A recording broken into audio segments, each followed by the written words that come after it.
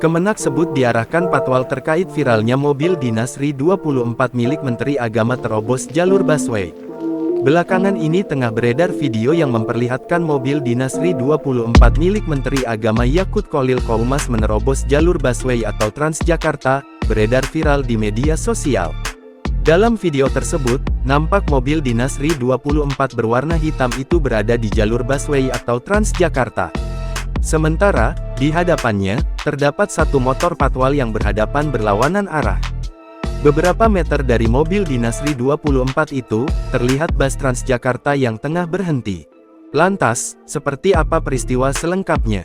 Juru bicara Kementerian Agama Kemenak Ana Hasbi menuturkan, peristiwa ini terjadi pada Senin tanggal 22 Juli tahun 2024 pagi. Saat itu, kata Ana, Menteri Agama Yakut Kholil Qoumas tengah dalam perjalanan ke kantor Kemenak di Jalan MH Tamrin, Jakarta Pusat sekitar pukul 9.00 sampai 10.00 WIB. Dalam perjalanannya, mobil dinas RI-24 itu mengikuti patwal masuk ke jalur busway atau Transjakarta. Nah, kemarin saat lewat jalur busway, bus di depannya sedang mengalami gangguan, kata Ana, dikutip dari kompas.com, Rabu, tanggal 24 Juli tahun 2024. Petugas Transjakarta kemudian menginfokan kepada patwal dan akhirnya memutuskan pindah jalur. Lanjutnya, melihat bus yang tengah menurunkan penumpang karena gangguan, mobil dinas Menteri Agama itu akhirnya keluar dari jalur busway. Menurut Ana, mobil berplat RI diperbolehkan masuk jalur khusus sesuai dengan Undang-Undang UU Nomor 22 Tahun 2009 Pasal 134. Terkait dengan keputusan untuk masuk ke jalur busway, hal tersebut sesuai dengan kewenangan patwal.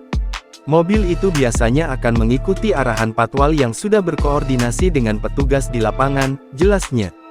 Jadi yang menentukan ya patwal, dan itu enggak sama setiap hari, imbuhnya. N menuturkan, selama 4 tahun terakhir, baru 1 kali mobil dinas Menak masuk ke jalur busway. Sementara itu, Dirlantas Polda Metro Jaya Kombes Pol Latif Usman mengatakan, pihaknya belum mendapat laporan terkait kejadian yang viral di media sosial tersebut. Coba nanti saya cek, saya belum dapat laporan, ujar Latif, dikutip dari kompas.com, Rabu. Latif mengaku akan berkoordinasi perihal ini dengan anggotanya. Sebab, belum diketahui polisi yang mengawal mobil dinas tersebut berasal dari kesatuan mana. Nanti kami cek, kami belum mengetahui yang memberikan pengawasan ini dari mana, dari Korlantas Korps Lalu Lintas, atau mana, imbuh dia. Download Tribun X sekarang, menghadirkan lokal menjadi Indonesia.